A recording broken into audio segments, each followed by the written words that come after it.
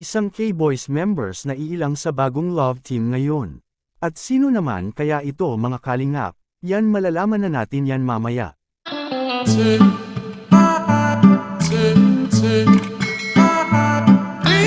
Isa namang mapalang araw sa inyong lahat mga kalingap, sana po ay lagi kayong nakasuporta sa aking ginagawang reaction video.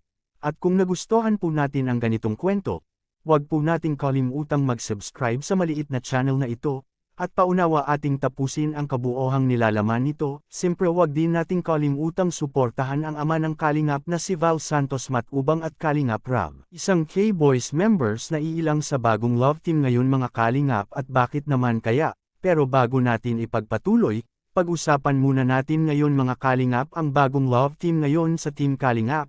Walang iba kundi ang Danjoy na usap-usapan lang noon mga kalingap. Naakala natin ay hindi magkatotoo ang hiling ng mga viewers. Nasubukan naman kung I love team si Kalingap Dan at Diwata Joy. Dahil nakitaan ito ng mga fans na may chemistry ito at malaking impact kay Kalingap Rab kung paghihintulan ito. Hindi naman nabigo ang mga viewers at natupad nga ang kanilang mga hiling mga kalingap, sapagkat nilabas na kay Kalingap Rab ang unang episode ng Danjoy, na pinapamagatan ng unang pasent kay Diwata Joy. Di naman nabigo si Kalingap Rab sa bagong love team ngayon, dahil marami ang natutuwa at pumuri sa kanilang love team. Ang iba nga ay nagagandahan sila sa bagong uniform ni Diwata Joy mga kalingap, para nang totoong nurse itong si Joy mga kalingap.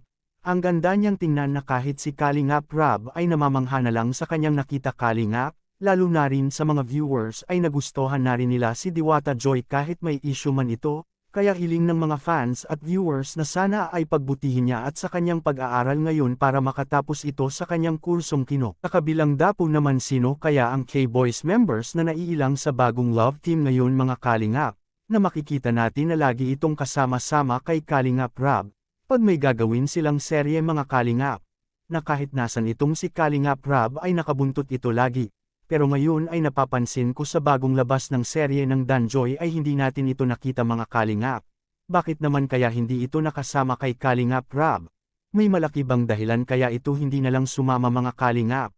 Walang iba ang aking tinutukoy mga kalingap ay si Kuya David, na naunang na love team kay Diwata Joy mga kalingap.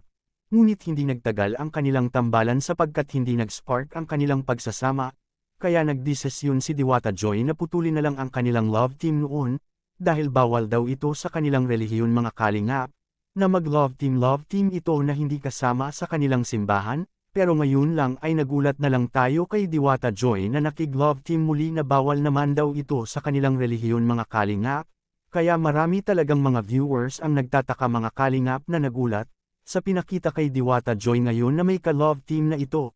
Ano na lang kaya ang mararamdaman ngayon kay Kuya David kung magkita-kita sila sa isang okasyon? Sa tingin niyo tama kaya ang aking hinala, kaya hindi natin nakikita si Kuya David dahil naiilang ito pag nakita niya si Kalingap Dan at Diwata Joy na magka-love team?